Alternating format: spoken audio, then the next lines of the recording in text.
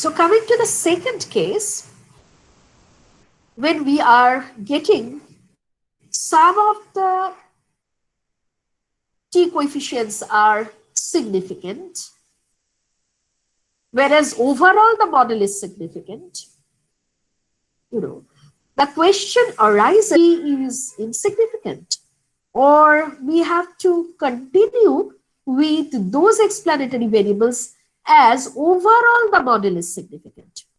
Okay, so we are facing this question, whether the explanatory variables which we have in our model, those are irrelevant. We need to drop those explanatory variables, or since overall the model is significant, we need to continue with all the explanatory variables. Here there is a trick, Here we have to consider the modulus value of t or t square or f1 to take the decision. So let's try to understand the matter well. If f is significant and some of the t statistics are significant, then the question is whether we will keep a particular explanatory variable in our model or not. In fact, the question arises for those explanatory variables which are not significant. The answer is do not discard the variable if the mod t or t square or f1 n minus k, all these things are equivalent. Mod t is equivalent to t square is equivalent to f1 n minus k. For associated beta is greater than equal to 1. So do not discard the variable if mod t, t square or f1 for associated beta is greater than equal to 1. Drop the variable if the mod t or t square or f1 for the associated beta is less than 1. So if mod t, t square or f1 is greater than equal to 1, do not discard. If less than 1, discard the variable. Now, why we are coming to this kind of conclusion? So for understanding this, let's consider this proof. To prove that we cannot discard a variable if t square is greater than 1, we are starting with two RSS, or we are starting with two regression models. The first regression model is the unrestricted model where we have all explanatory variables. And the second regression model is the restricted model for which we are finding that some of the t statistics are insignificant. So if I drop the explanatory variables for which the associated beta is insignificant, we get the restricted model. So restricted model has lesser number of explanatory variable, whereas the unrestricted model consists of all explanatory variables. So if I consider the demand equation, in the unrestricted model, I have 5 explanatory variables, whereas if I find that gender and taste and preference are not significant, in that case, in our restricted model, we are finding that there are 3 explanatory variables. Now, from our previous day's analysis, we understood that restricted RSS will be greater than unrestricted RSS because in the restricted model, we will have lesser number of explanatory variable. Naturally, the residual component will be higher in the restricted model compared to the unrestricted model. So RRSS greater than URSS, and two different estimators of sigma u square can be derived from these two models or these two RSS. Okay. So what we are trying to say that we have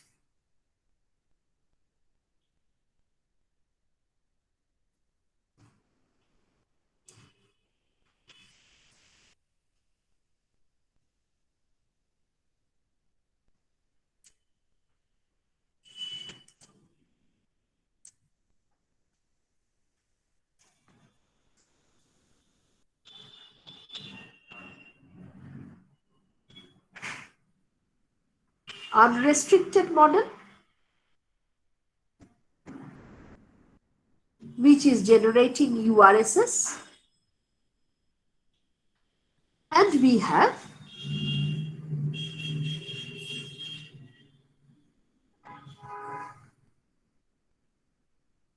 which is generating RRSS.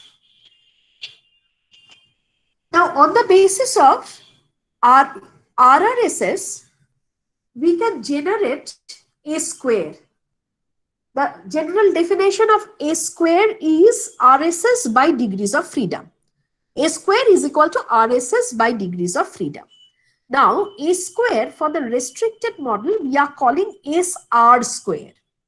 A square, that is the sample variance. For the restricted model, that is denoted by SR square. And for SR square, we can write the expression, or we can write the measure in terms of RRSS. So in the numerator, in place of RSS, I am writing RRSS and divided by degrees of freedom. Now, what is the degrees of freedom of error or degrees of freedom of RSS in case of restricted model? In general, it is n minus k. However, here we have lesser explanatory variables. If small r is the number of restrictions, in that case, we have k minus r number of regression coefficients, or k minus r number of explanatory variables. If originally we deal with k number of unknown parameters, now if I put the r number of restrictions, I am dealing with k minus r number of parameters. So degrees of freedom for these RSS, that is for RRSS, will be n minus within bracket k minus r, or it is n minus k plus r. So SR square can be presented as RRSS by n minus k plus r. URSS, which is equivalent to original RSS, and in the denominator, the degrees of freedom will be presented by n minus k, because here we have all k parameters in the model. Okay, so on the basis of RRSS and URSS, first I mentioned that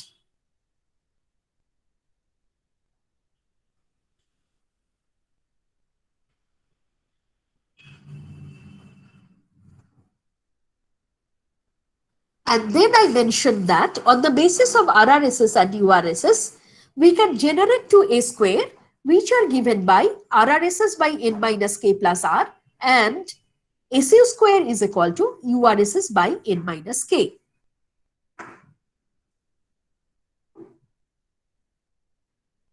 So if R is the number of restrictions, RRSS is equal to n minus k plus r into SR square, and URSS is equal to n minus k into SU square. Actually, in the board, I have written SR square is equal to RRSS by degrees of freedom, and SU square is equal to URSS by degrees of freedom.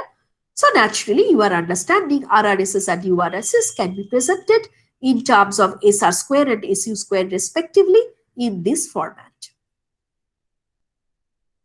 Now we are coming to F statistic. F statistic is RRSS minus URSS divided by number of restrictions divided by URSS divided by degrees of freedom. Now in place of RRSS, I am writing the term in terms of A square. So it is n minus k plus r into SR square minus n minus k into SU square divided by number of restriction. In the denominator, in place of URSS, simply replacing it by n minus k into SU square. That divided by degrees of freedom, that is n minus k. So, this can be presented as n minus k plus r SR square minus n minus k SU square divided by r, and here, simply SU square, as this n minus k and n minus k cancel each other. This is equal to n minus k plus r, SR square by SU square minus n minus k by r. Now I am considering n minus k by r to be equal to a, any constant. N is the number of observations, k is the number of parameters, r is the number of restrictions. So n minus k by r, that is a constant. Okay. So I am considering this n minus k by r to be equal to a. So f can be written as a plus 1 into SR square by SU square. Okay. If I write a plus 1, I am getting n minus k plus r by r minus a. So SR square by SU square, that can be presented if I bring a here. So a plus f by a plus 1. A plus f by a plus 1. So if f is equal to 1, in that case, the value is equal to 1. Otherwise, if f is less than 1, in that case, the numerator will be lesser than the denominator. So it will be less than 1. If f is less than 1, in that case, the numerator will be, if f is greater than 1, in that case, numerator will be greater than denominator and this value will be greater than 1. So the LHS, the left-hand side is greater than, equal to or less than 1 as f is greater than, equal to or less than 1. I'm repeating, the left-hand side, that is the restricted a square divided by unrestricted a square, this ratio will be greater than, equal to or less than 1 as the f statistic, concerned f statistic is greater than, equal to or less than 1. Is there any question up to this point? How we are bringing to a square and then starting with the formula for f, that is RRSS minus URSS divided by number of restrictions divided by URSS divided by degrees of freedom. How we are getting the entire thing? Is there any doubt, any problem? Is it perfect to all of you?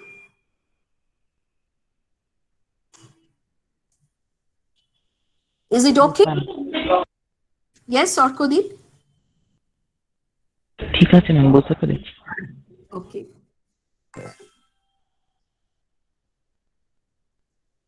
Now, last day, we discussed about a particular thing. The relationship between r bar square and SU square.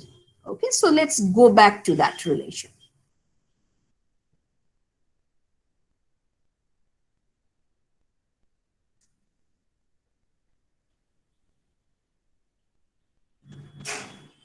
This relation, we discussed about this. 1 minus r bar square is equal to n minus 1 SU square by TSS. And from there, we came to the conclusion there is an inverse relationship between a square and r bar square. There is an inverse relationship between a square, that is the sample variance, and the adjusted r square. Now we will consider this relationship, the inverse relationship between r bar square and a square.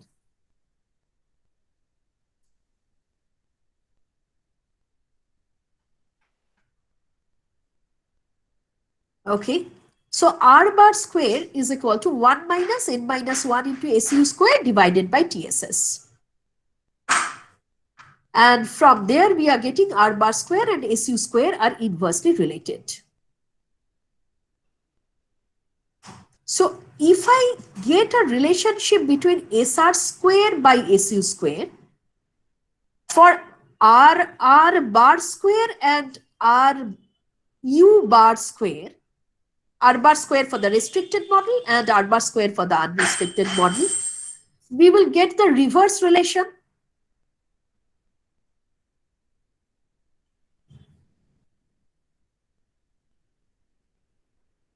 So we can mention that this ratio is less than, equal to or greater than 1 as f is greater than, equal to or less than 1.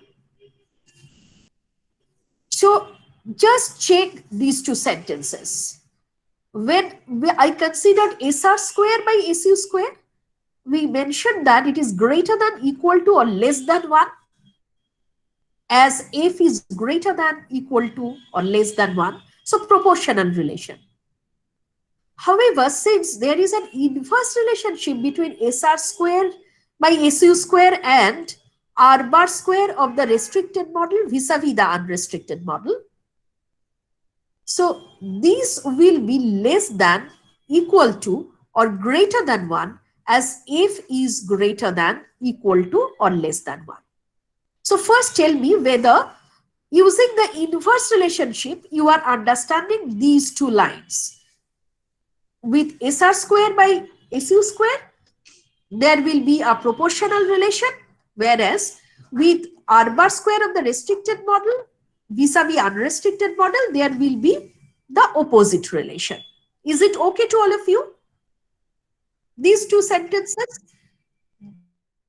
here it is greater than, equal to, or less than 1 as F is greater than, equal to, less than 1, and here is less than, equal to, or greater than 1 as F is greater than, equal to, or less than 1. So I hope these lines are acceptable to all of you. So let me put these things in the board.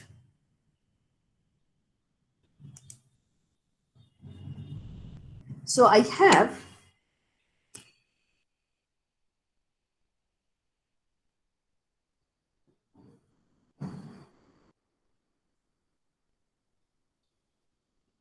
this thing, and this is less than, equal to, or greater than 1.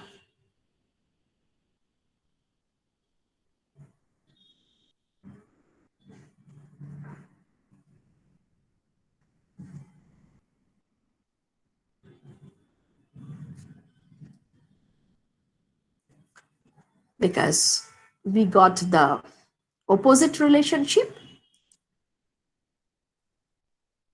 that is F is greater than, equal to, less than 1.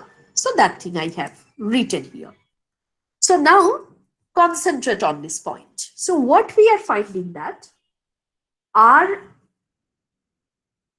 bar square is less than,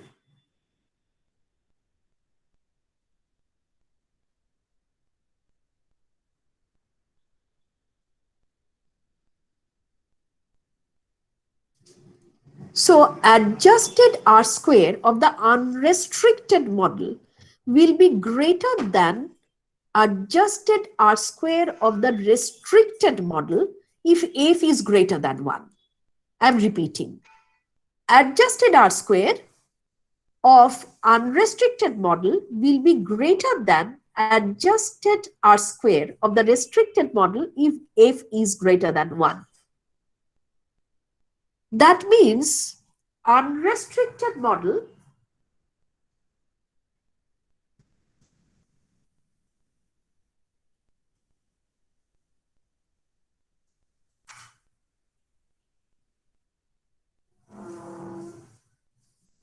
has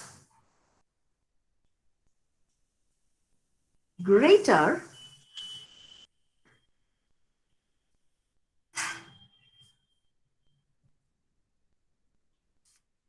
okay. So if F is greater than 1 or mod T is greater than 1 or T square is greater than 1, suggestion is do not drop any variable. Do not drop the explanatory variable, because unrestricted model has better explanatory power or better goodness of fit compared to the restricted model. Next, let us jot down the other one.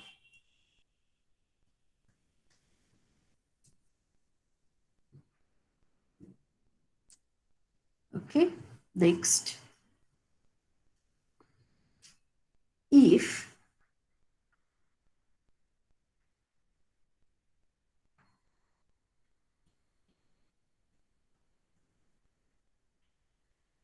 RR bar square is greater than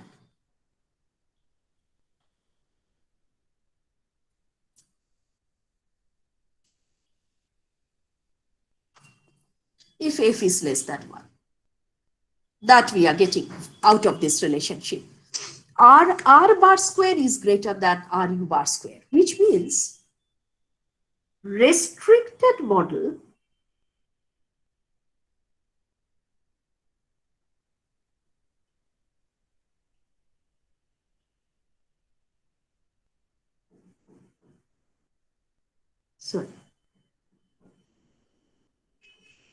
better fit when f is less than 1. Restricted model has better goodness of fit. Restricted model is a better fit if f is less than 1 or mod t is less than 1 or t square is less than 1.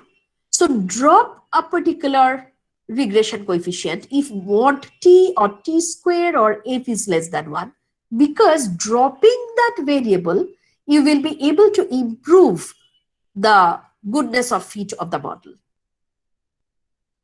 If you drop that explanatory variable, goodness of fit of your model will improve. Okay. So what we are finding that if f is greater than equal to 1, we have to go with the unrestricted model. Alternatively, if f or mod t or t square is less than 1, in that case, go with the restricted model. So drop the explanatory variable in that case. Is it understandable, or do I need to repeat any part? Ma'am? Okay, yes. Ma'am, can you please repeat? You got these mathematical proof part? Are these things okay? Ma'am? Yes. Ma'am, you told no that adjusted R bar square is greater than adjusted R square. That adjusted means? You know, we talked about R square and after that adjusted R square, where we deflate ESS and TSS by degrees of freedom. Yes, We ma'am. to the notion of R bar square from R square, isn't it? Yes, ma'am. Who asked the question actually? Ma'am, I Nazma. Okay, so when I talked about, multiple R square, repetitively I mentioned about one fact. Multiple R square is ESS by TSS. So as we increase the number of explanatory variable in the model, ESS improves, TSS remaining constant, and therefore R square will always improve. However, when we are incorporating one additional explanatory variable in the model, that is bringing a new parameter, n remaining constant, as number of k that is increasing, n minus k that is falling, that is the degrees of freedom is falling. So there are two aspects in a multiple regression. As you are incorporating a new explanatory variable in the model, yes, your ESS is improving. On the other hand, if you incorporate a new explanatory variable in your model, in that case, k is increasing, and that in turn is reducing the degrees of freedom. Capital R square, which is ESS by TSS, as a measure of goodness of fit, can capture the first one, but not the second one.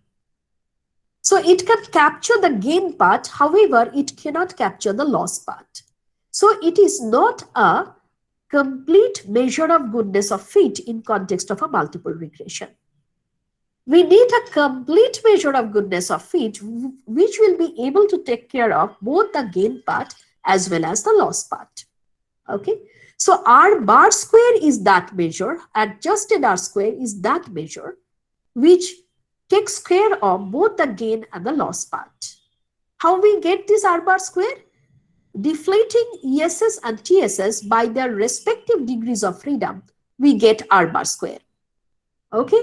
So, and I explained the relationship between multiple R square and R bar square too. Can you remember now, Nazma? Yes, ma'am.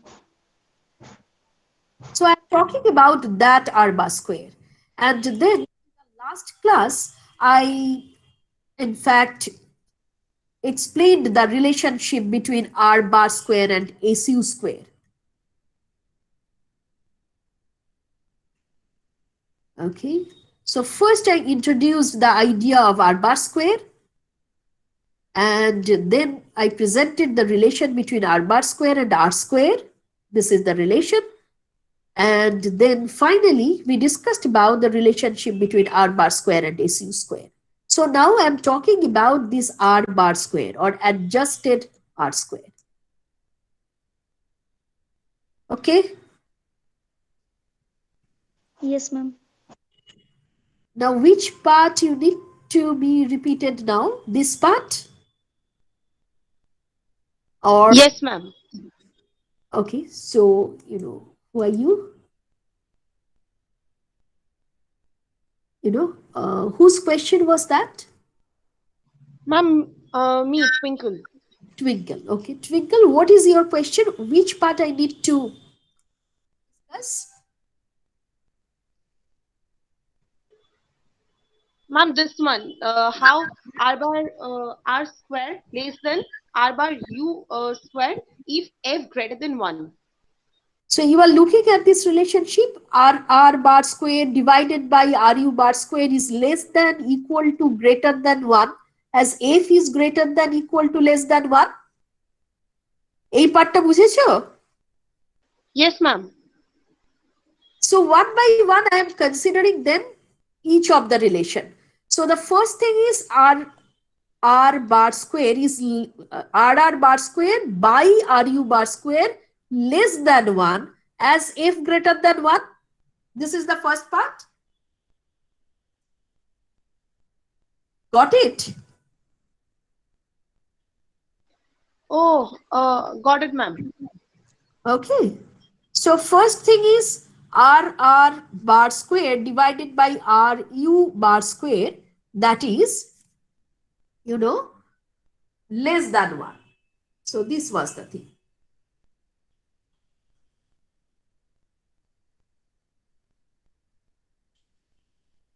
Okay. So that I am writing as RR bar square less than RU bar square if F greater than 1.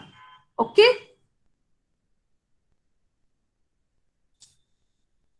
So we are telling that R bar square of the restricted model will be less than R bar square of the unrestricted model if F greater than 1. Now, if I say that R bar square of restricted model is less than R bar square of unrestricted model, that means unrestricted model is giving you better fit. So, if adjusted R square of the unrestricted model is higher, you will go with all explanatory variables or you will go with unrestricted model, because unrestricted model is giving you better goodness of fit. So that I am writing. If F is greater than 1, we are finding that unrestricted model is giving us higher adjusted R square compared to the restricted model. So This unrestricted, means, ma'am, yes, this means whenever we have F greater than 1, always we will get greater goodness of it. with the unrestricted model. F greater than 1 means you have to go with the model where you have all explanatory variables. Got it?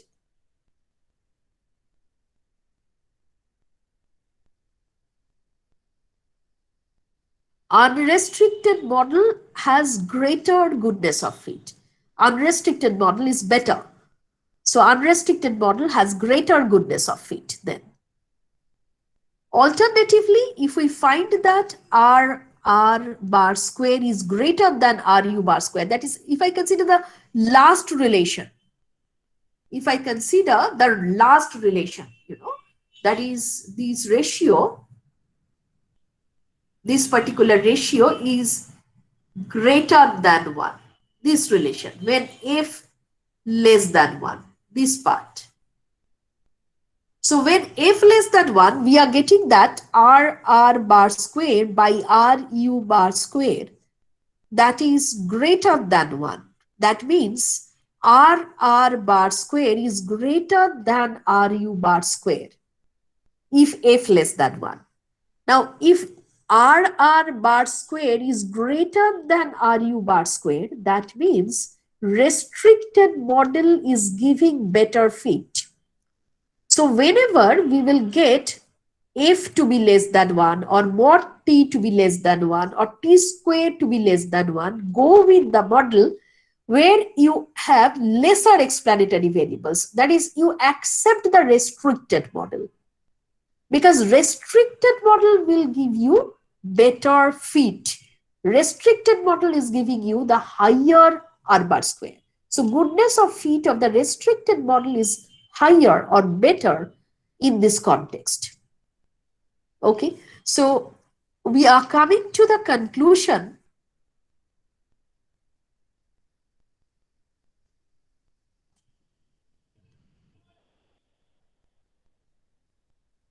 If we consider a single regression coefficient and set the hypothesis beta j is equal to 0, then f is equivalent to t square. So SR square by SU square is equal to a plus t square by a plus 1, because we got the relation as a plus f by a plus 1, which is equivalent to a plus t square by a plus 1.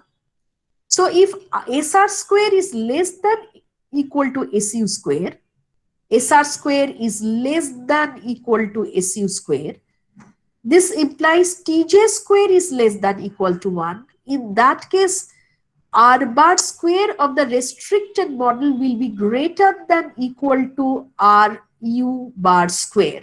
Okay, so the things I have presented, this can be presented in this way too. If t square or f is greater than equal to 1, in that case, your ru bar square is greater than equal to rr bar square. Alternatively, rr bar square will be greater than ru bar square. So coming to this, we can again write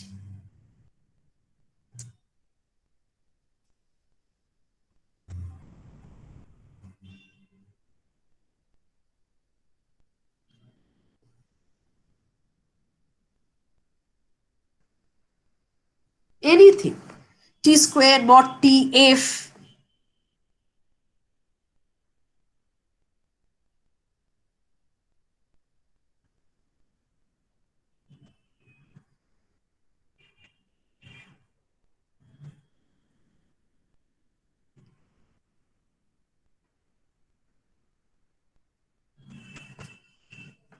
in this case go with the unrestricted model.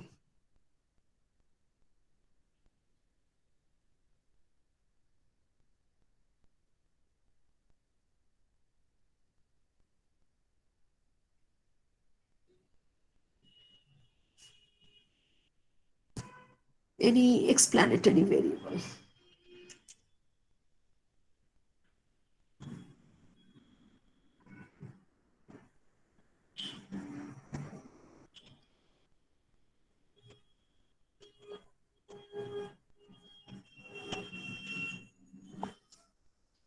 Okay, and if you find that,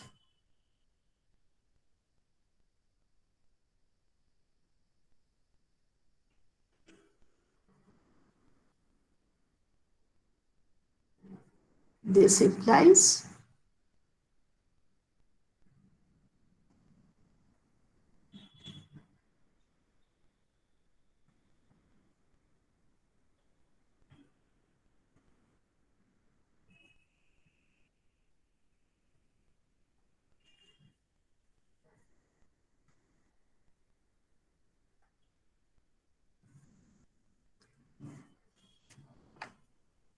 so this is the conclusion.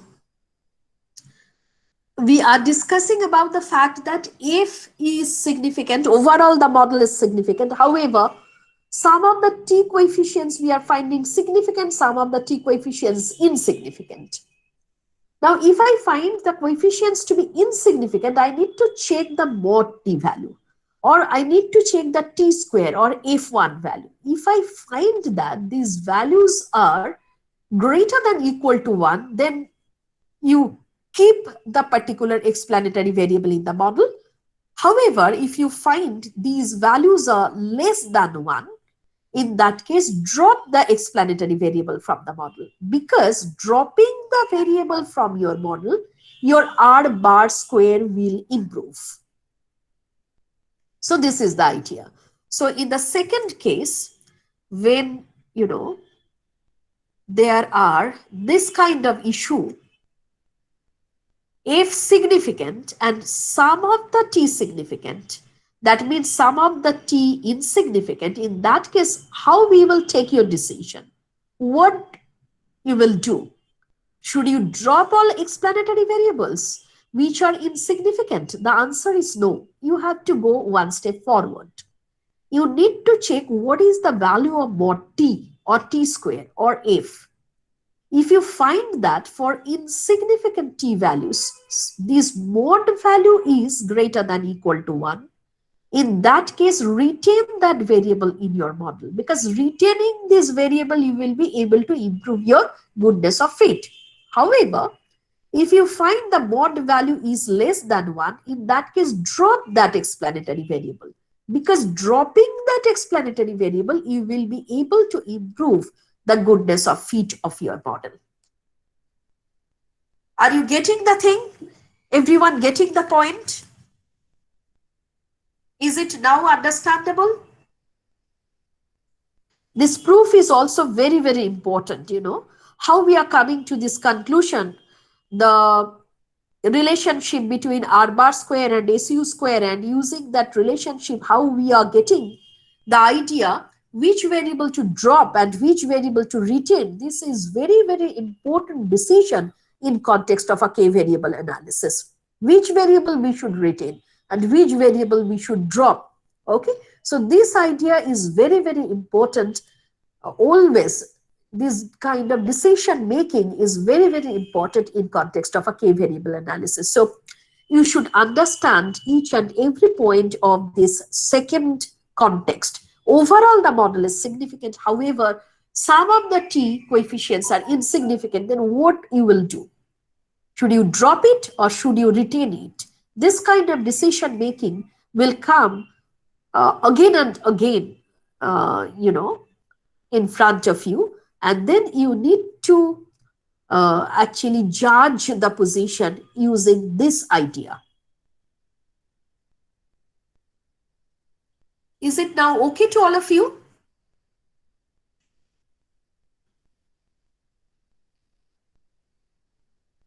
Is there any question?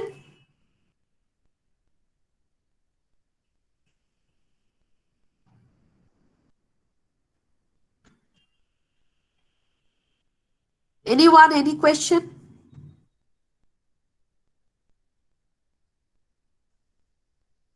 Now, in this context, please add a note on R square and R bar square.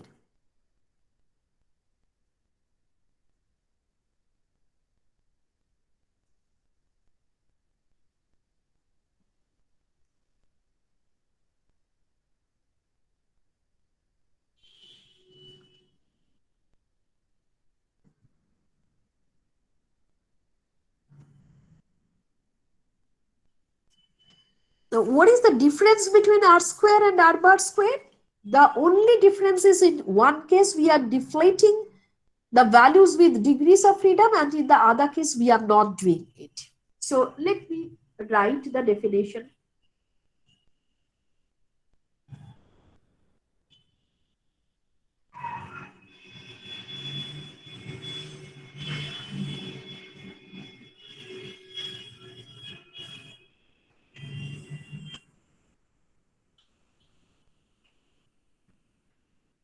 So this is the only difference between R square and R bar square.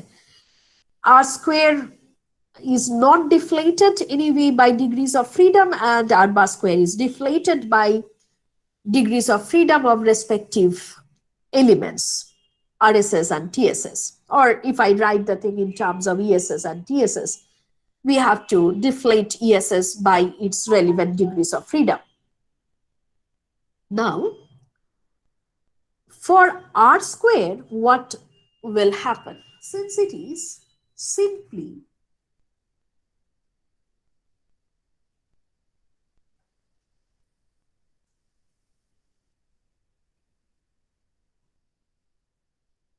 as we increase one more explanatory variable in our model, as we add one more xi in our model,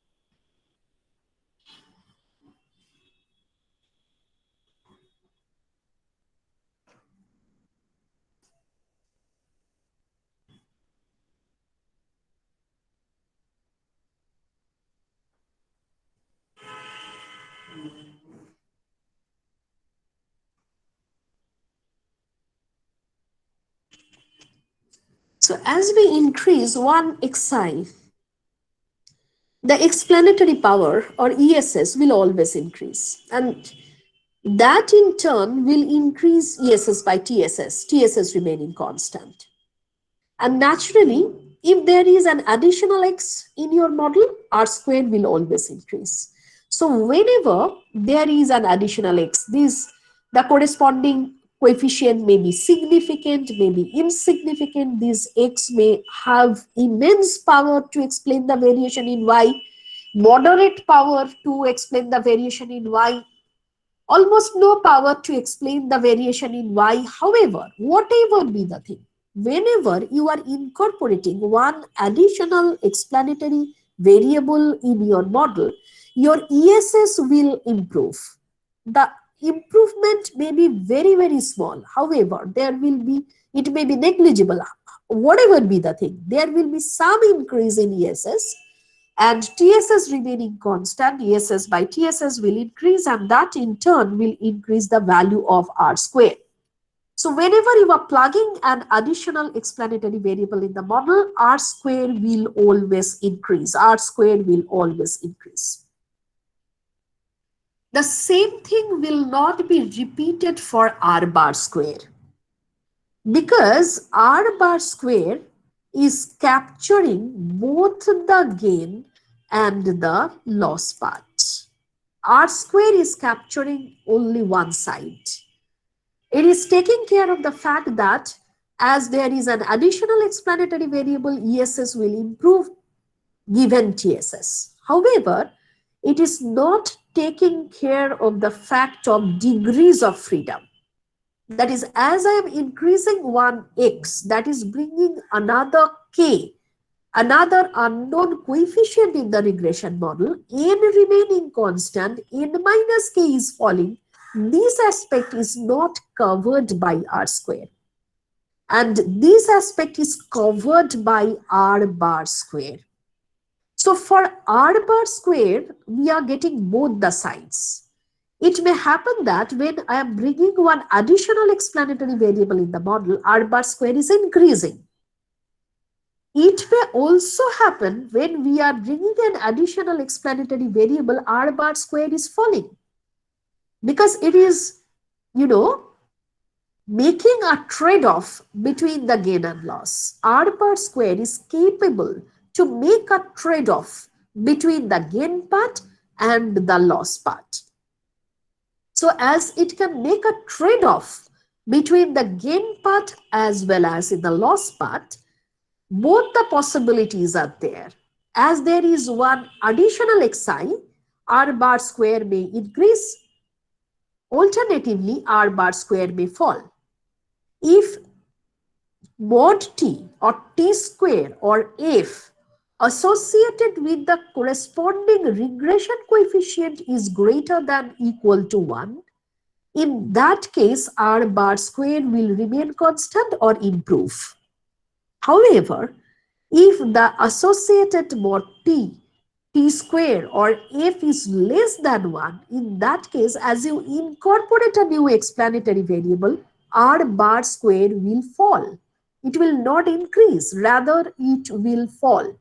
So please note down the fact that r bar square makes a trade-off between the improvement in the explanatory power of the model, makes a trade-off between the improvement that takes place in the model in terms of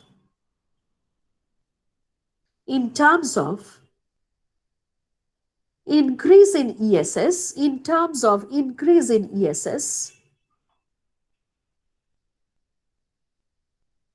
TSS remaining constant,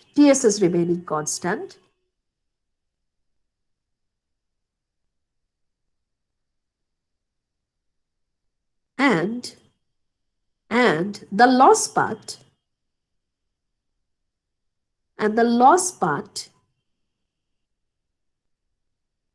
which comes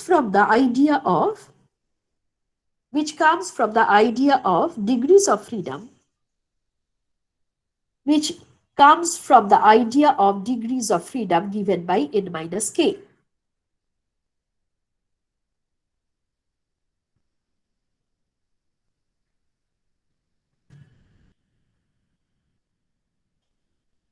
Next, as we increase one xi,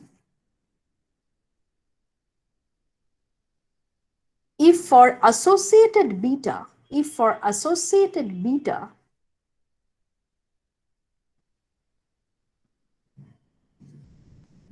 Ma'am, can you repeat the last line?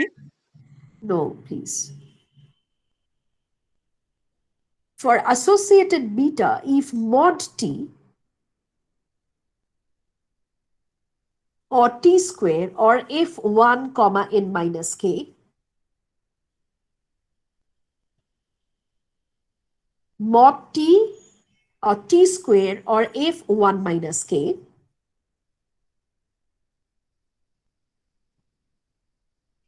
is greater than 1,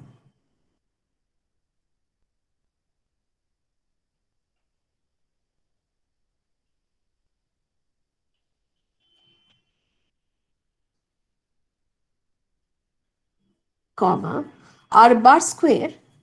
r bar square will increase.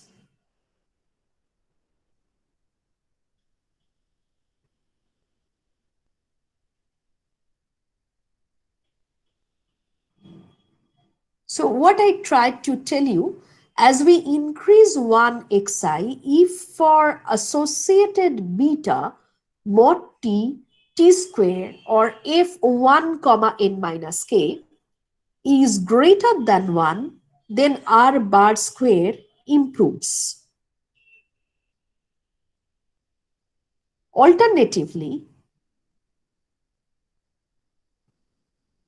if mod t or t square or f1 n minus k, f1 comma n minus k is less than 1,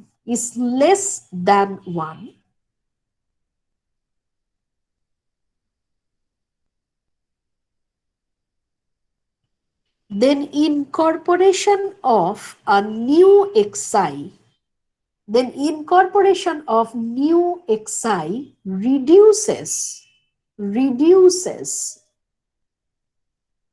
reduces the value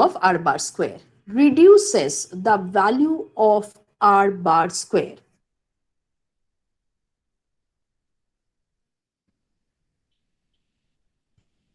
So if mod t square, if these are greater than 1, incorporating the explanatory variable, you will be able to increase the value of r bar square. However, if the statistics are less than 1, in that case, if you incorporate a new xi, r bar square will fall. So this is the difference between r square and r bar square. because R bar square is taking care of the trade-off between the two aspects, one gain part and one loss part. Whereas R square is one-sided, it is based on the gain part only. So it will be not able to capture the aspect of loss of degrees of freedom. So always it will improve. As you bring a new explanatory variable in the model, R square will always increase. However, for R bar square, you will get two possibilities. It may improve, it may even fall. If mod t is greater than 1, it will improve. If mod t is less than 1, it will fall.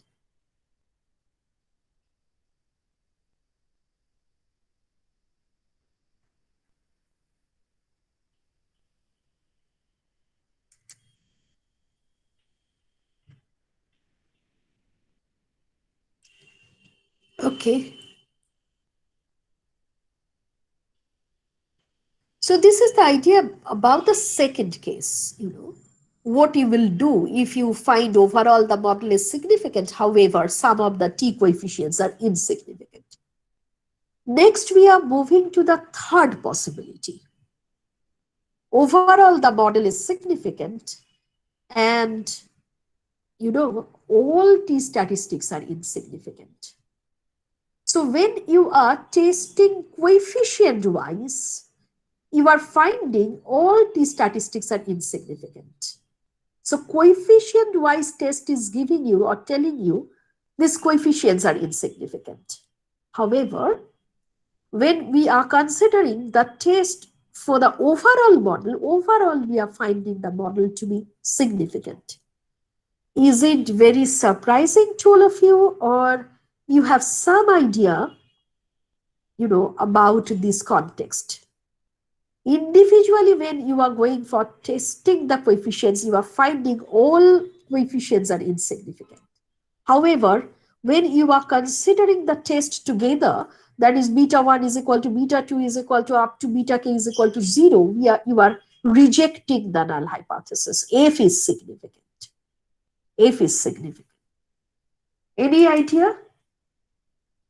Anyone? Any idea? Multicollinearity among the like individual variables. Yeah. So how you are mentioning that, or how you are coming to this conclusion? Ma'am, when like when there is Would you explain that a little bit more? like ma'am, what exactly? You are telling that this is the aspect of multicollinearity. Now, how you are coming to this conclusion? How you are understanding this is the case of multicollinearity? Ma'am, it like it was the property of multicollinearity, no? Like when there is multicollinearity with among the variables, the total model is significant, but the individual variables is insignificant. Okay, okay. So what Titin is trying to tell us, that is absolutely right. We have to understand the matter bit well, that's all. So this third case, this is the case of multicollinearity. Okay, when we are finding the overall the model is significant and coefficient wise each of the coefficient is insignificant, that is the case of multicollinearity. Now what is happening, how we will understand there is multicollinearity or this kind of thing?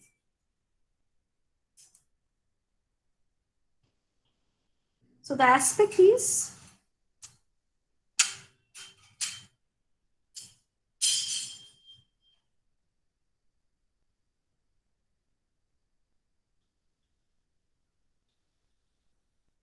all of the t.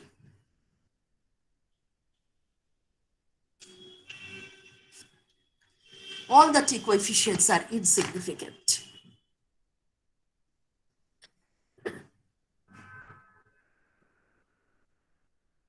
So now last day I mentioned about partial correlation.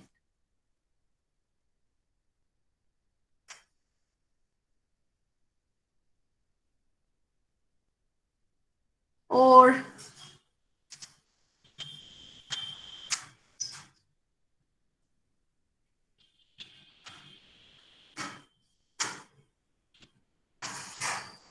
this kind of thing. So we are picking and choosing a particular explanatory variable and measuring the correlation between y and that particular explanatory variable given the rest. So we are considering the correlation between y and x1 given x2 to xk, or correlation between y and x2 given x1, x3 to xk. Okay. So this kind of partial correlations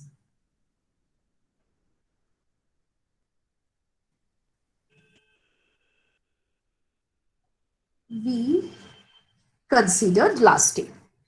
And we mentioned that all of these partial correlations are related to the regression coefficients beta. These are related to beta vector, that is beta 1, beta 2, beta 3, etc. These are related to that. So each of the beta is trying to capture the explanatory power of a particular explanatory variable with respect to the variation in yi given rest of the explanatory variables. So what is beta 1? Beta 1 is capturing the capability of x1 to explain the variation in yi given rest of the explanatory variables. Now when there is linear relationship between x1, x2 to xk, what is happening when you are considering x1 given the rest? Actually, the given variables are capturing the entire variation in yi, because this x1 and this entire set, that is linearly related.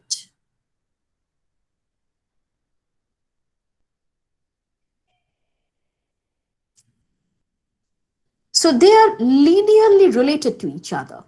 So given x2 to xk, x1 has nothing new to explain. If x1 is related to rest of the explanatory variables, in that case, given rest of the variables, x1 has nothing new to explain. Similarly, in the next case, given x1, then x3 to xk, x2 sorry, has nothing new to explain. X2 has nothing new to explain about the variation in yi. So this is the case of multicollinearity.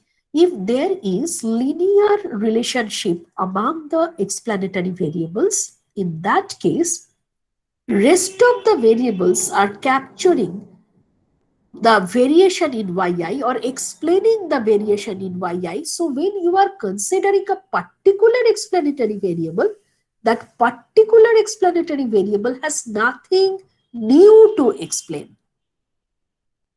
So this is the context. So if I move to case 3, if f is significant and all the t statistics are insignificant, then this is the case of perfect multicollinearity. The independent variable can significantly explain the variations in the dependent variable. However, given the rest of the variables, a particular variable cannot explain anything new regarding the variations in the dependent variable. Therefore, whenever you will go for coefficient-wise tests, you will find all the coefficients are becoming insignificant. However, when you are considering the overall model, that is, you are considering all explanatory variables together, you will find that all explanatory variables together is explaining the variation in yi to a great extent. So this is all about the third case. This is the case of perfect multicollinearity. Again, when we will talk about, separately about omitted variable, multicollinearity, etc., we will talk about different detection mechanism of multicollinearity, remedial processes of multicollinearity, etc. So in the diagnostics part, again, we will come back to the idea of multicollinearity. Next is case 4. Actually, from case 4 onward, we are moving to the situation when F is insignificant. Overall, the model is insignificant. Okay. Overall, the model is insignificant. In that case, there are again 3 possibilities regarding the T. All T coefficients are significant. Some of the T coefficients are significant. All T coefficients are insignificant. Now, if you consider the last variety, all F is insignificant and all the T coefficients are insignificant, you are understanding it's a wrong fit. It's a wrong fit. Overall, the explanatory variables cannot explain why. Individually, any of the X variable cannot explain why. So it's a wrong set of explanatory variables. So you have to discard the regression model in the last case. Okay, the first case is the best case, F significant, all T coefficients significant. And the last case is the worst possibility when you need to drop the entire model. Now, coming to these aspects, F insignificant, all T significant. This is a rare aspect. You will not find this kind of position, when you will handle the real life data set. Okay, it is almost an impossibility that F will be insignificant when all T statistics are significant. Okay. Fifth case, if F is insignificant while some of the T statistics are also insignificant, then dropping some of the insignificant variables for which the mod T or T square or F is less than 1, overall explanatory power of the model may improve. Last day, I mentioned that this F statistic is related to R square, and naturally, therefore, it will be related to the idea of R bar square. Okay. So since F is related to R square, R bar square kind of concepts, it may happen that if I drop several explanatory variables for which the mod T or T square or F statistic F1 is less than 1, in that case, this F is also improving a bit. So we may try for dropping some of the explanatory variables for which mod T is less than 1, and then we can check whether F is improving or not. And as I mentioned, if you face the last problem, both F and T insignificant, in that case, you have to reframe your model. Actually, you have considered a wrong set of explanatory variables.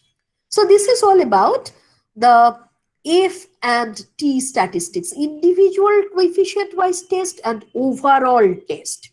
Okay. So any question, or any clarification at this point? Any clarificatory question? Is it okay?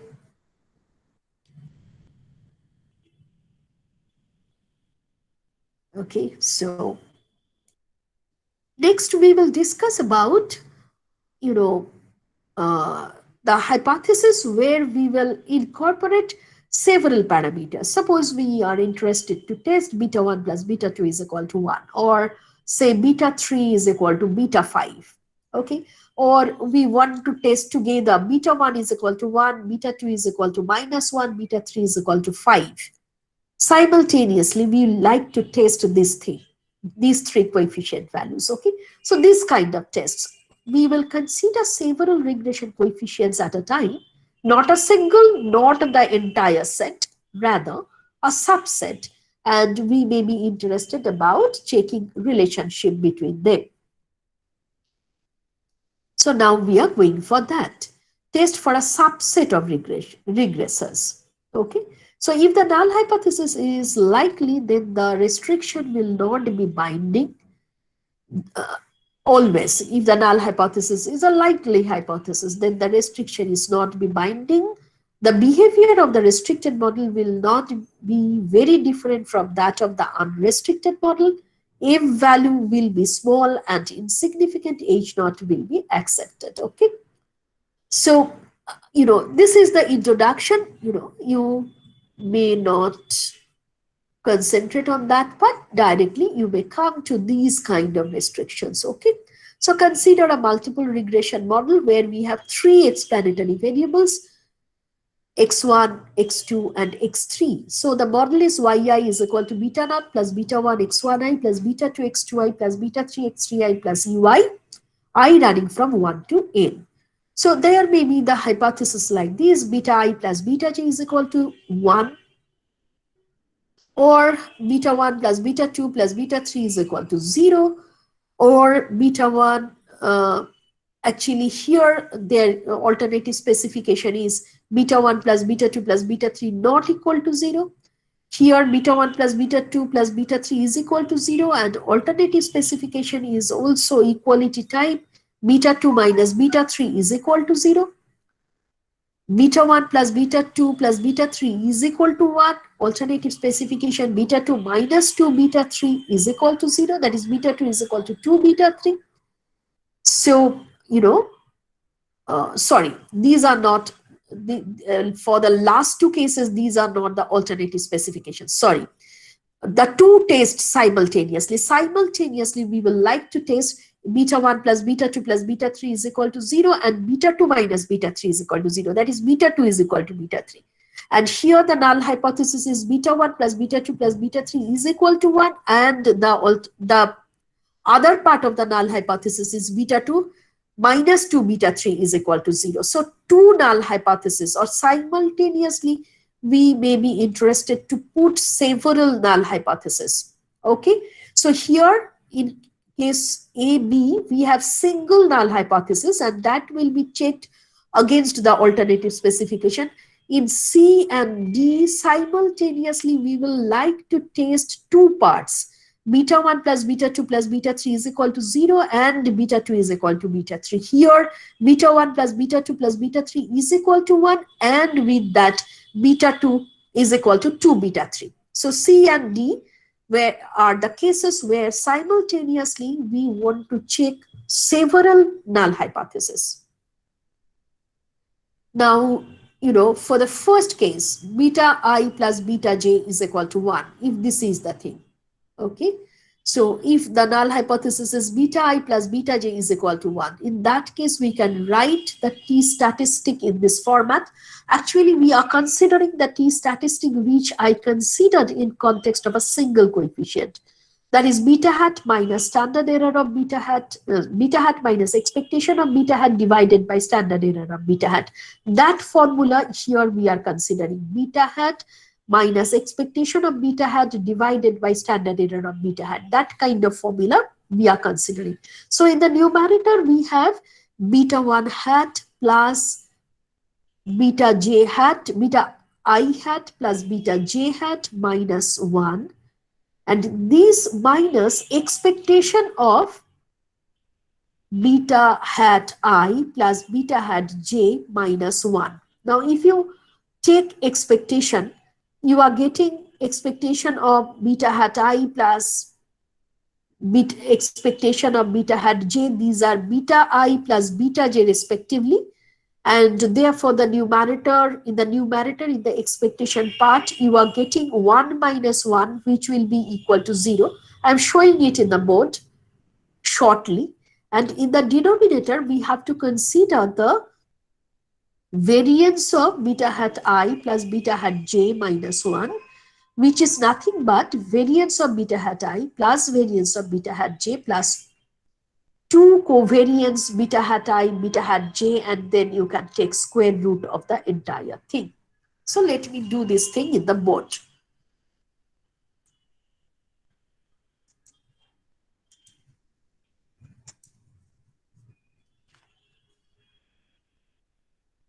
So H naught colon.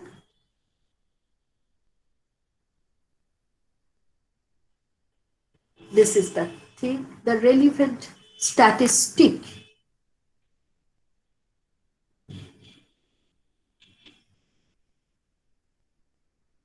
Because always we put the thing as beta I plus beta j minus 1 is equal to 0. Actually, this null hypothesis is rewritten as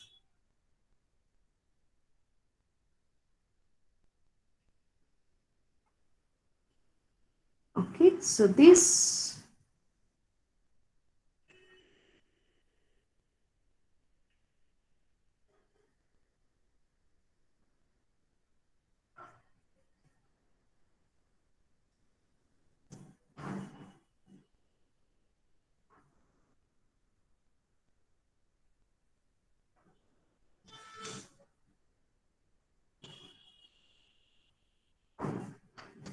okay, so numerator,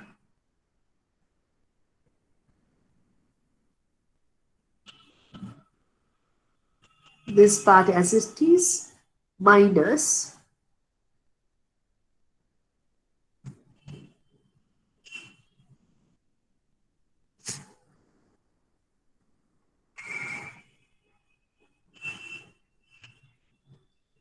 expectation of 1 is 1,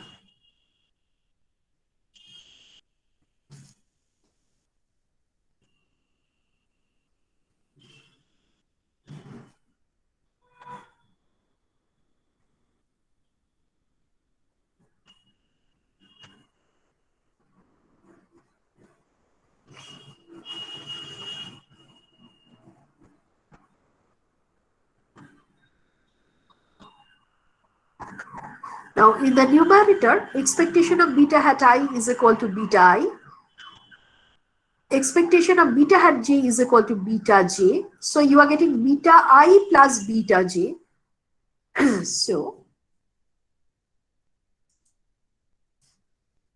this is equal to, and this is equal to beta j, okay. So you are getting beta I plus beta j, which under the null hypothesis is equal to 1. So this 1 and 1 will cancel each other. So you are basically getting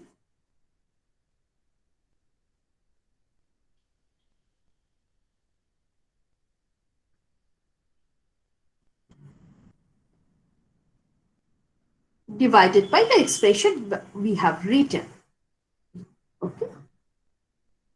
The relationship I have written. Variance of beta hat I plus variance of beta hat j plus 2 covariance beta hat I, beta hat j. Any question? And we are using t statistic assuming that we have no knowledge about sigma square. So we are using t statistic underlying assumption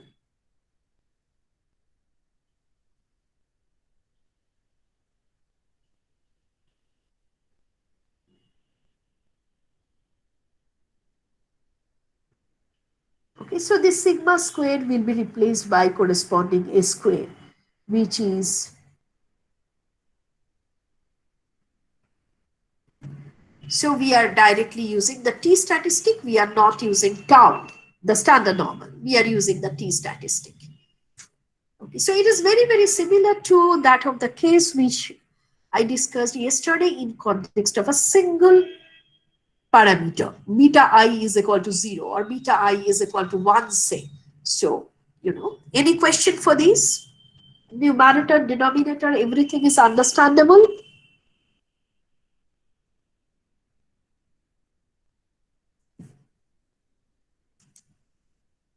Okay, so here you add 2, okay? Variance of beta hat I plus variance of beta hat j plus 2 covariance beta hat I, beta hat j.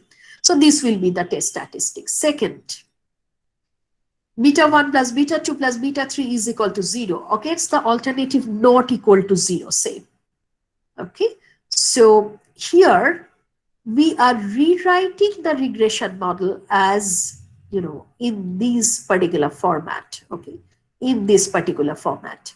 So beta naught, okay, then we are using the relation beta 1 plus beta 2 plus beta 3 is equal to 0. Okay, so everything I am writing in this format, beta 1 plus beta 2 plus beta 3, then multiplying it with x1i. Okay, so we are getting beta 1 x1i plus beta 2 x1i plus beta 3 x1i, and then we are incorporating this. Beta 2 x2I was already there. I am adding one minus beta 2 x1I to adjust this plus beta 2 x1I. And similarly, with beta 3, I am writing the coefficient as x3I minus x1I. So the difference from x1I with beta 2 and difference from x1I with beta 3. So x3I minus x1I, x2I minus x1I. And we are presenting the things in this way. Yi is equal to beta naught plus gamma 1 x1I. Gamma 1 is beta 1 plus beta 2 plus beta 3.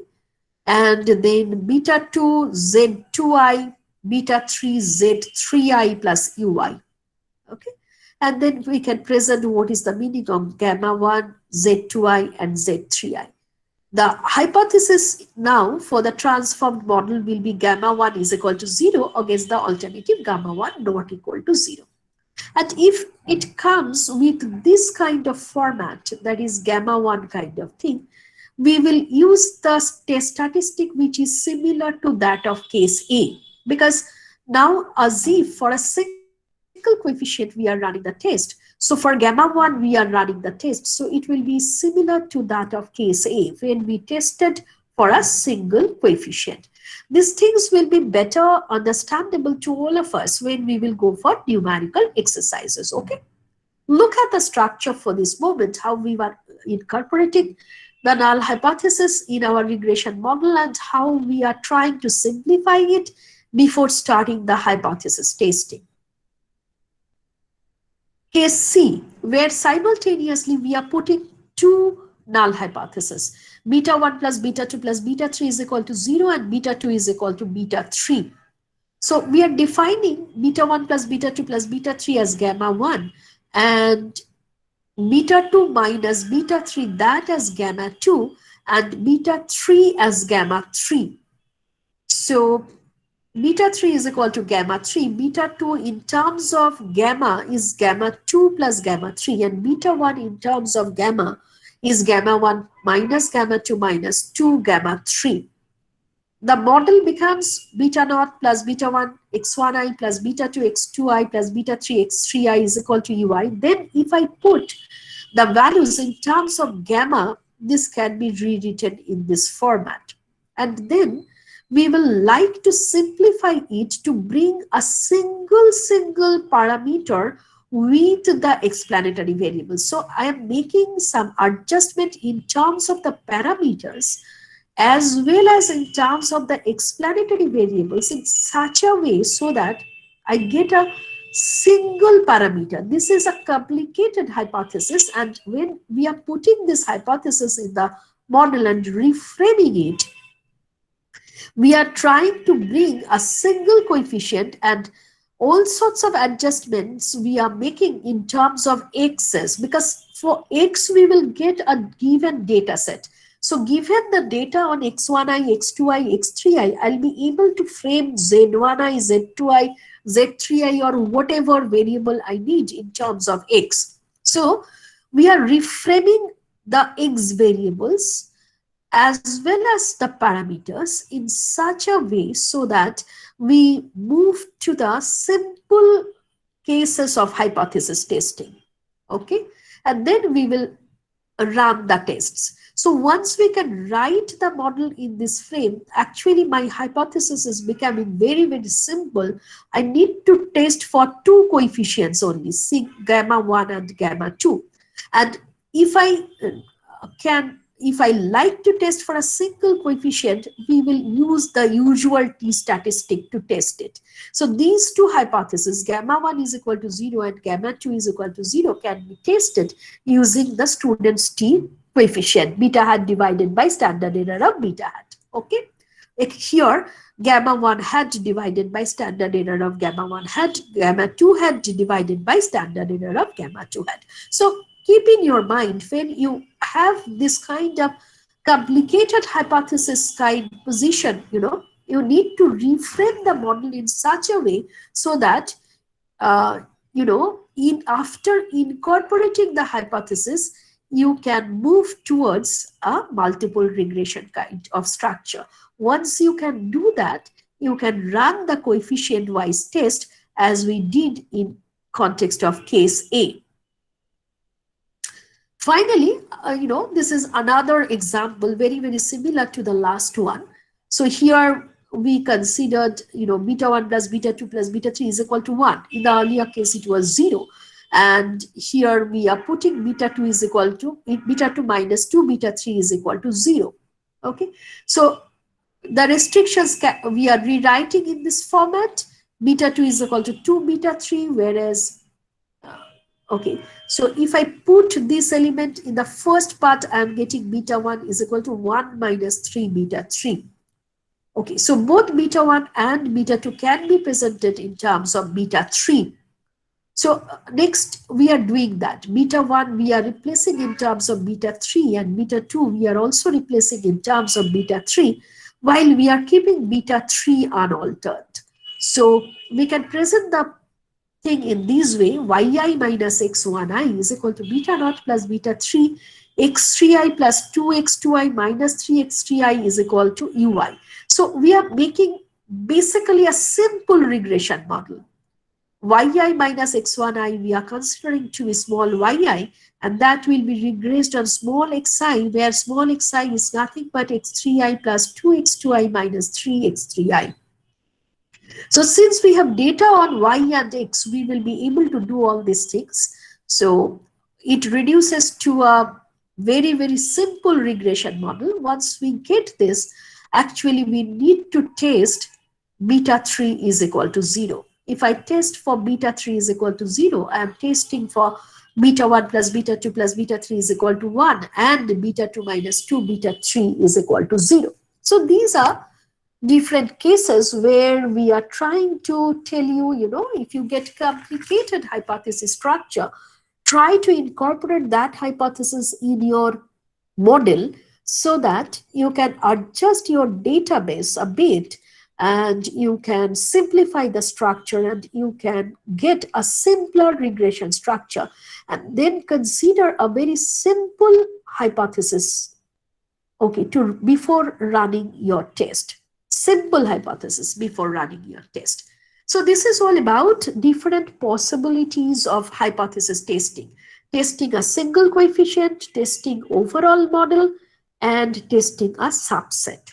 Now, if you have any queries, I'll answer to that.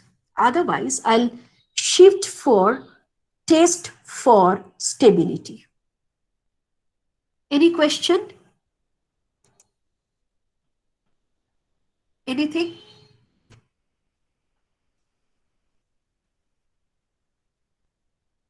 Before your test, there will be some, alteration in the day. Following the previous routine, I constructed your timetable for the internal assessment, So now the micro, macro statistics and econometrics classes, sorry, mathematical eco and econometrics classes, there are some changes in the routine, and accordingly, I'll just change the position of papers, nothing else. First, second, third, fourth will be the dates. However, I have to change the position of the papers looking at your timetable. So we will get 2 more days before your exam, 27th and 28th.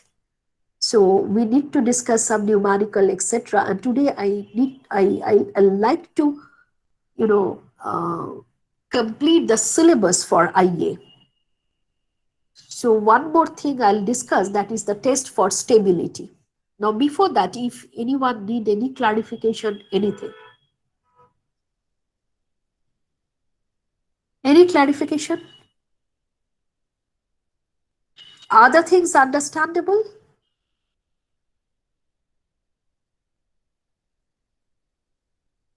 Okay, so let me take a break for 2-3 minutes and then I am starting the stability test.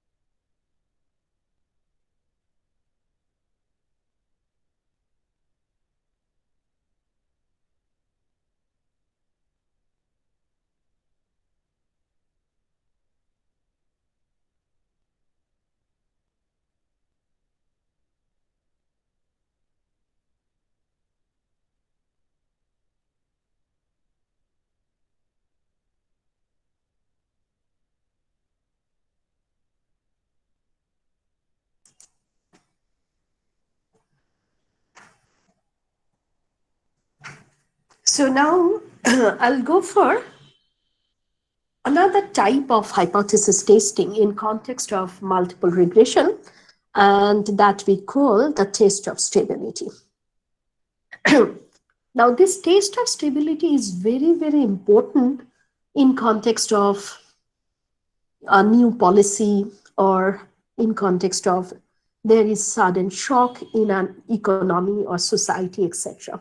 Now, a pandemic is going on.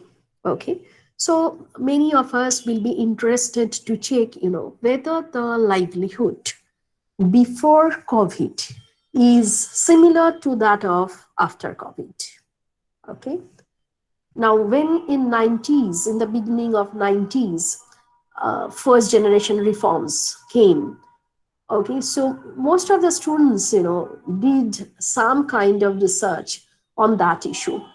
What is whether the pattern of trade is varying before first generation reform and after first generation reforms.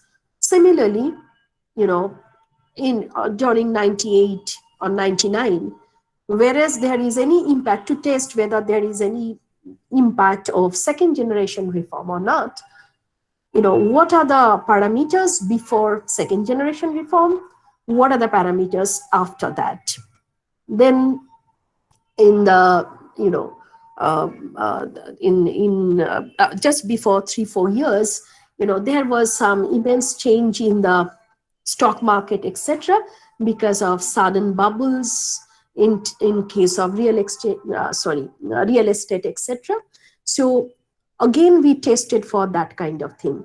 What was the coefficient values before these real estate shock, and what are the values after the shock? Okay, so many a times we consider this kind of thing, whether the situation is stable or not. Now, how we will assess whether the situation is stable or not? We will fit similar kind of regression, however the data set will change. Okay, so to understand, sorry,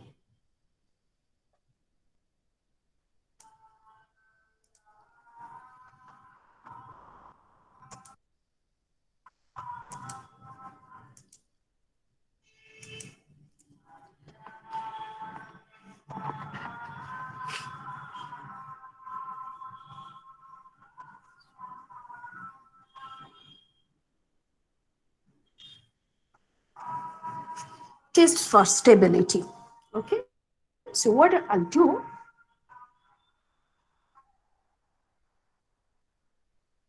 I'll consider say 0th period, or say first period.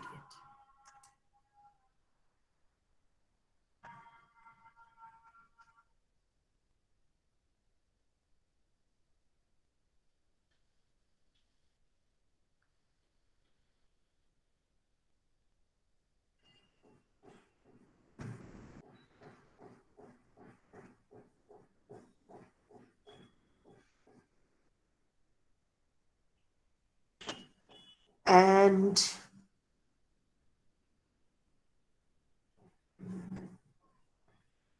okay, sorry.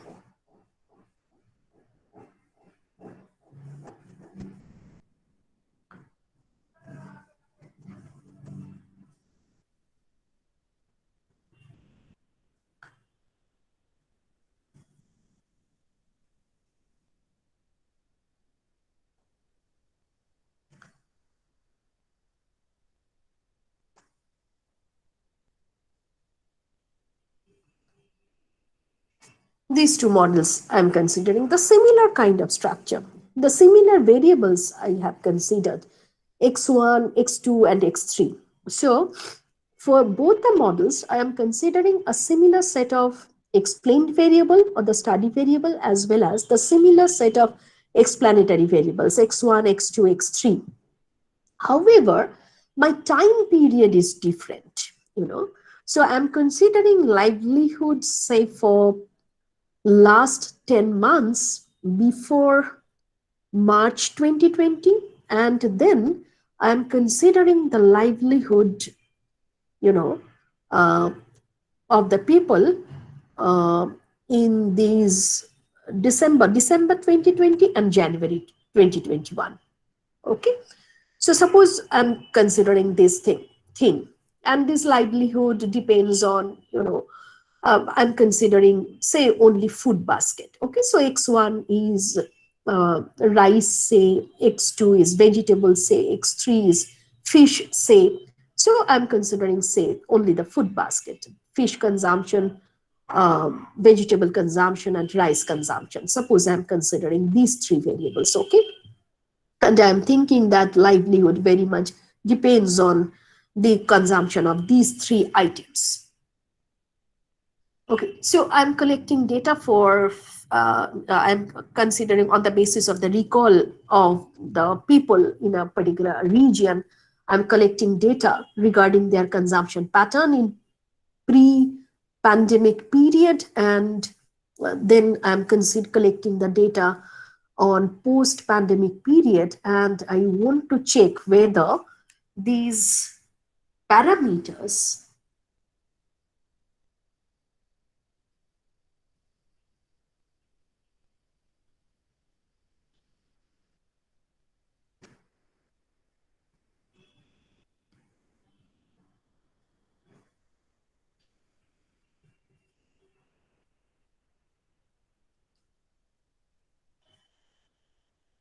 okay, I'm running a test like this, where the beta naught values remain same for both the periods, beta 1 value remains same for both the periods, beta 2 remains same for both the periods, and beta 3 remains same for both the periods.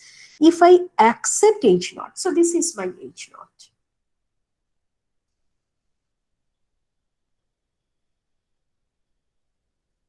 Accept H naught implies stability.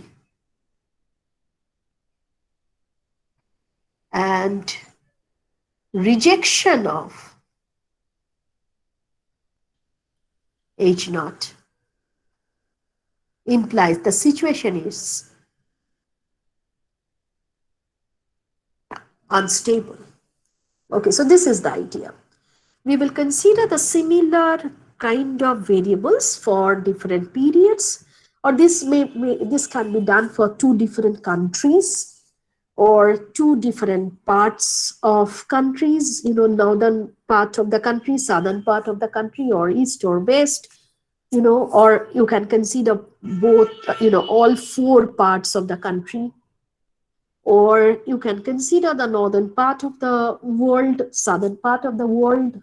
Okay, so this stability test can be done for different time periods. This stability test can be done for different cross points too. Okay, so it's very, very useful in econometric analysis. Okay, so this kind of test can be done using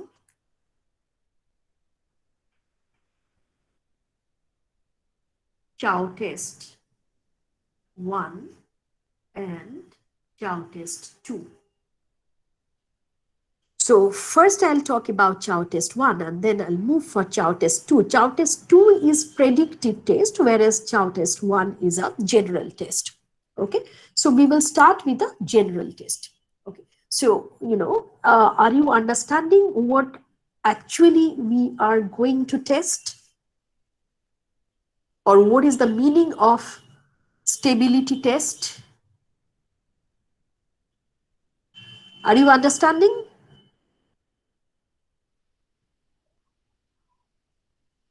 And that means the parameter. Yeah, yes, Nazma.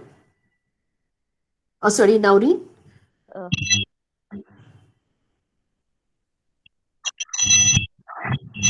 I'm not even. Yes, ma'am. So stability means that the parameters are not changing. Yeah, if the parameters are not changing for two cross sections or two time periods, we will consider the idea as stable. Parameter value remains stable, before and after a shock, and if the values change significantly, statistically significantly, in that case, there is some instability because of shock or because of some policy or because of something else.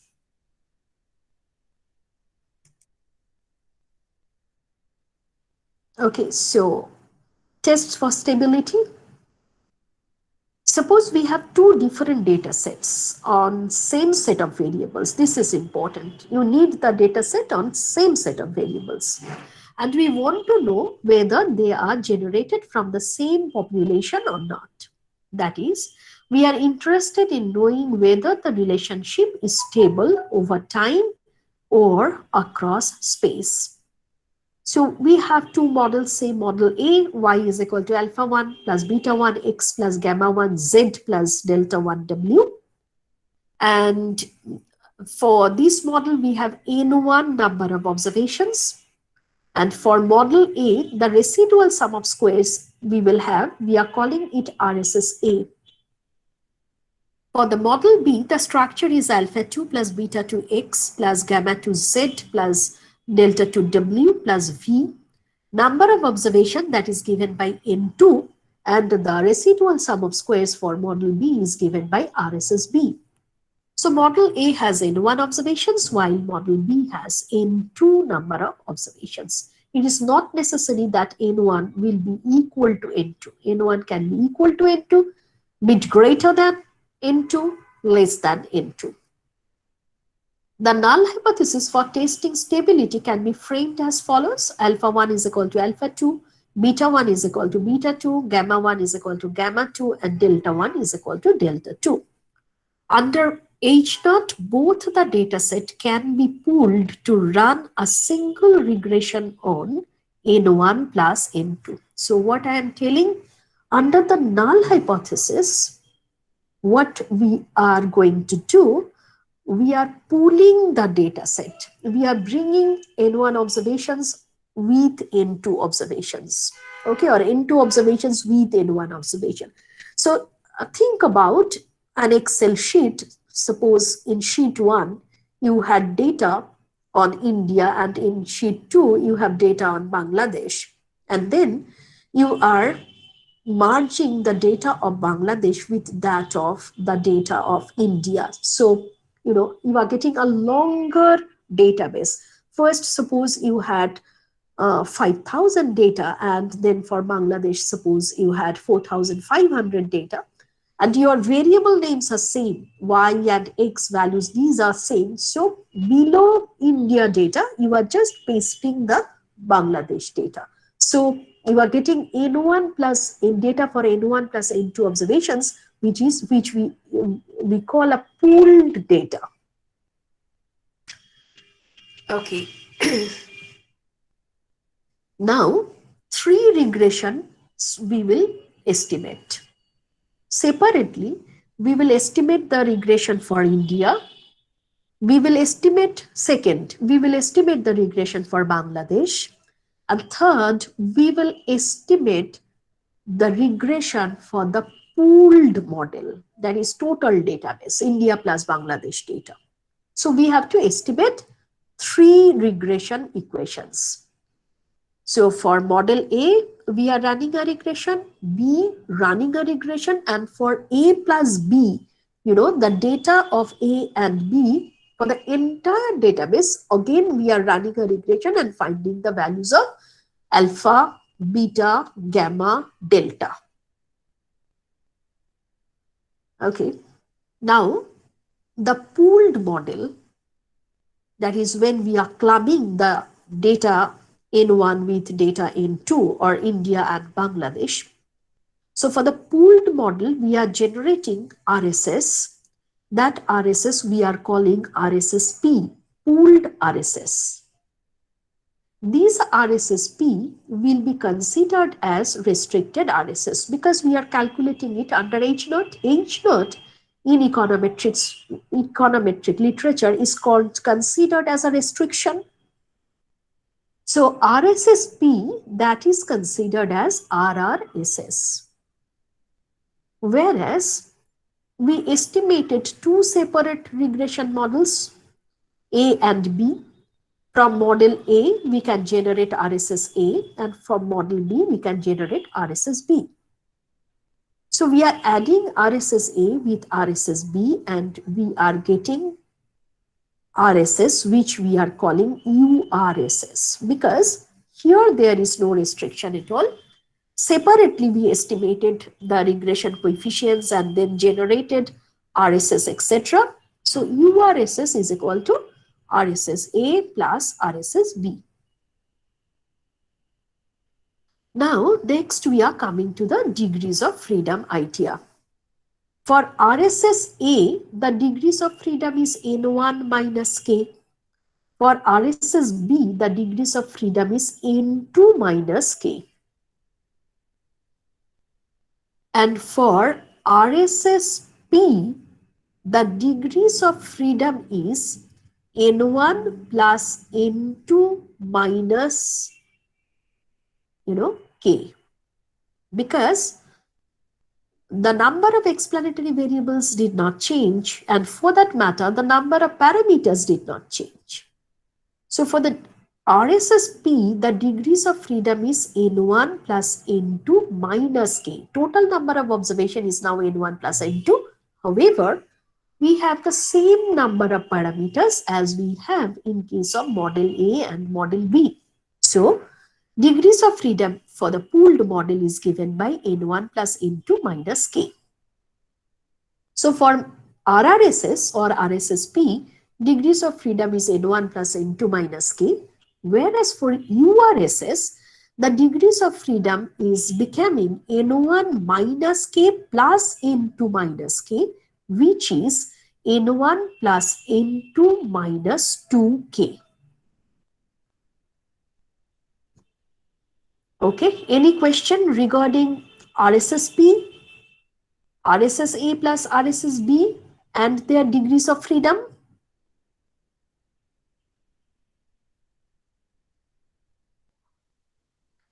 Next, I'm talking. Yeah. I didn't get you. Just once again, please. Who's there? Yeah.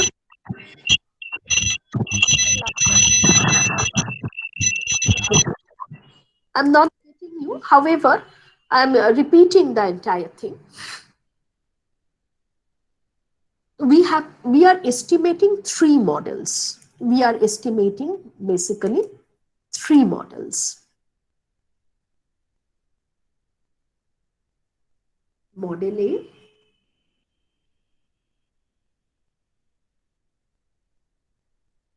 giving us RSS A with degrees of freedom N1 minus K.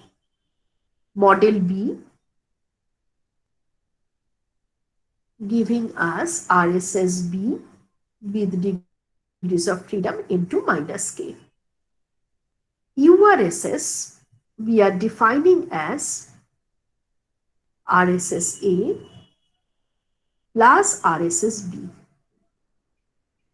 So the degrees of freedom is N1 minus K plus N2 minus K, which is equivalent to N1 plus N2 minus 2K.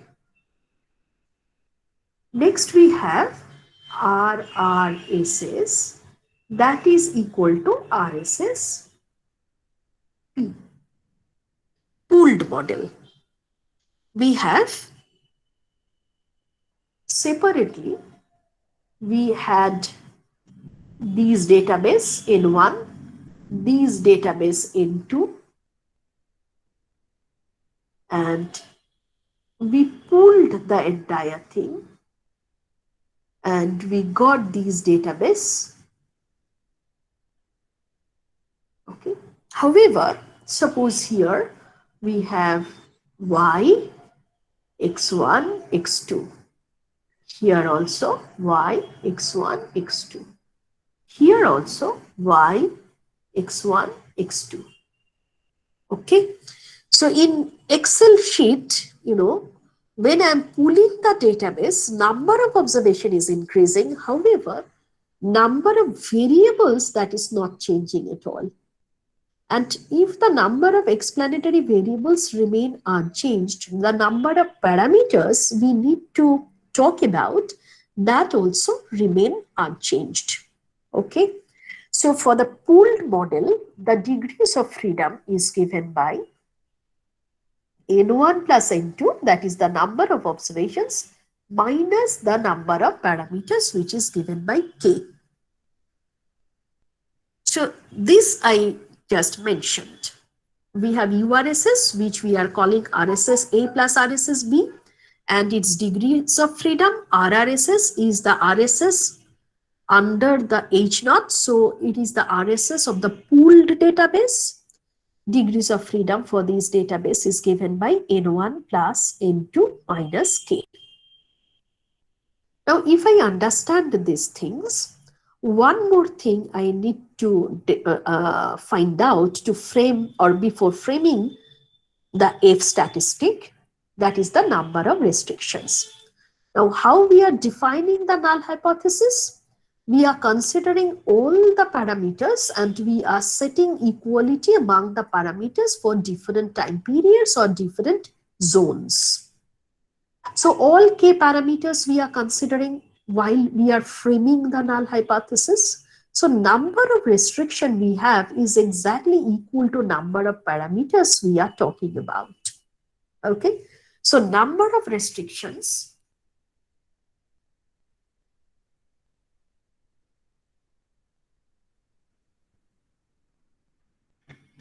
that is nothing but K, the number of parameters we have in the regression model. Now, if I have all these things, we will be able to frame the F statistic. There will be no problem in framing the F statistic.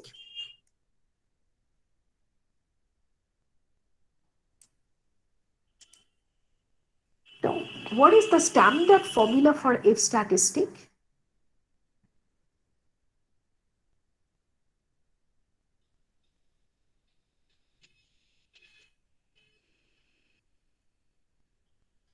Divided by number of restrictions. Okay, so small r generally we write.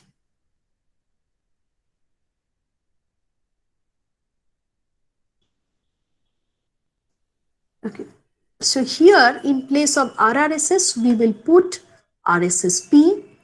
In place of URSS we will put RSSA plus RSSB. In place of R, that is number of restrictions, we will put K. In place of URSS in the denominator, again we will put RSSA plus RSSB, and we will deflate it by its degrees of freedom, which is given by N1 plus N2 minus 2K. So once we understand the basics of chow test, actually we are coming back to our original F statistic and replacing RRSS, URSS, number of restrictions, degrees of freedom, which are relevant to this particular test of stability. So,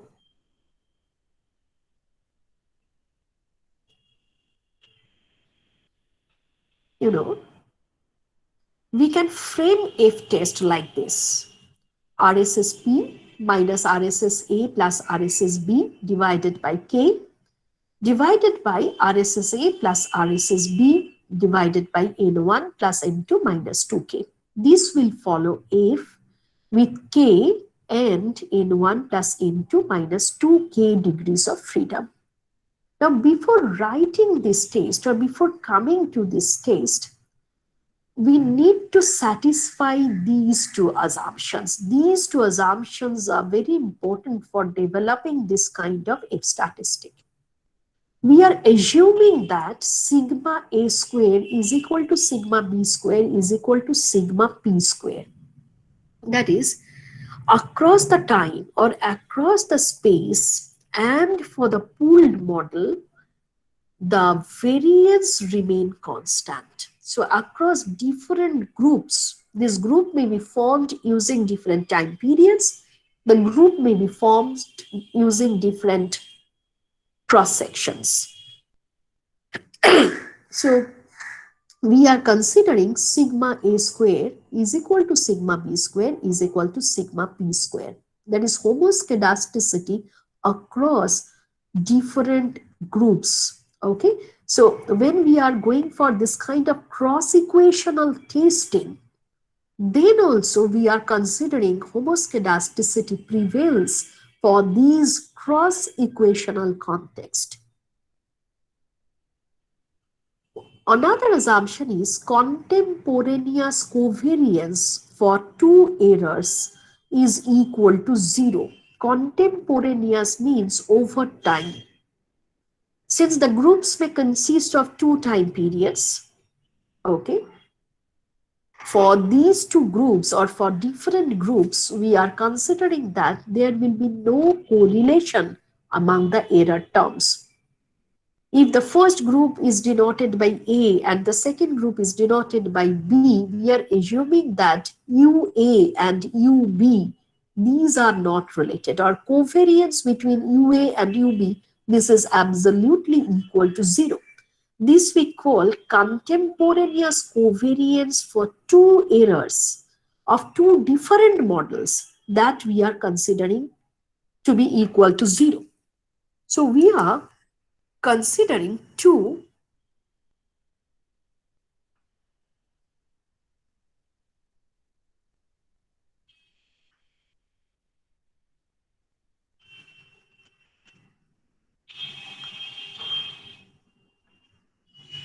restrictions or assumptions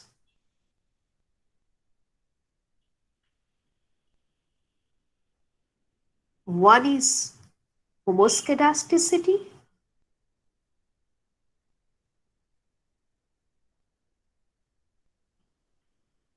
and another is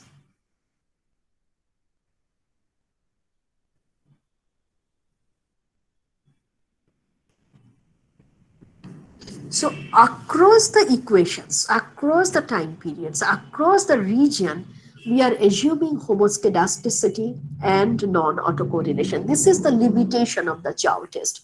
And therefore, we consider the sophisticated methods used in time series and the panel data. However, you know, if these two conditions prevail, that is the homoscedasticity and non-autocorrelation is there, in that case, Chow test is very, very helpful.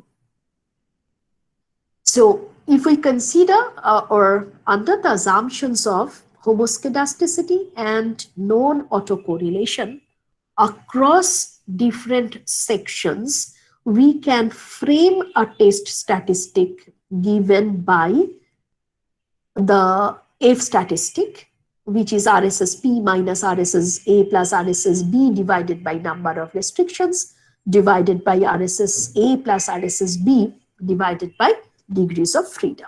So this is Chow test 1. If F is significant, that indicates the presence of structural break. Okay, that is the parameter vectors of the regression A is different from that of regression B. And if F is insignificant, in that case, you know, there is stability in the model. If F is insignificant, you are accepting H naught, that is, model is stable. If F is significant, in that case, you are rejecting H naught. That indicates the presence of structural break. Okay, the presence of instability in the models, presence of structural break in the model. Any question?